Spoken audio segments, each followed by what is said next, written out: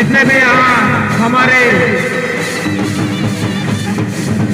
दूर दराज से आए हुए जितने भी हमारे व्यापारी भाई बंधु हैं, झूला वाले भाई बंधु हैं, आप लोग का तहे दिल से धन्यवाद कि आप लोग आते हैं, इस यात्रा को सुंदर बनाते हैं। आपका शुभ गुरु यात्रा में तहे दिल से हार्दिक हार्दिक अभिनंदन, हार्दिक हार्दिक स्वागत करते हैं। ग्राम विकास समिति की टीम आप लोग तैयारी में रहे, इसके बाद आपका प्रदर्शन होगा। बहुत ही शानदार प्रदर्शन लिड़गु टोली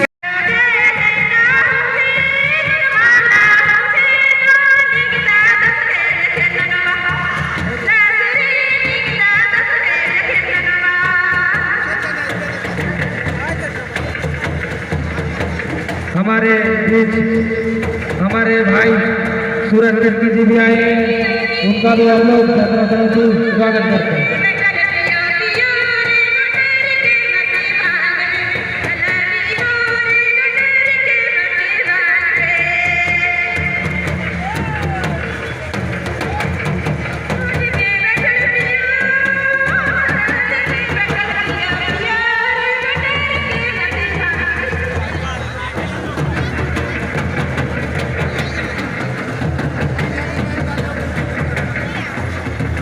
सूरज जी का भी यात्रा संगठन बैच बनाकर स्वागत करते हैं। यह घोड़ा दल सुजाता जी की अगुवाई में उपस्थित हुए हैं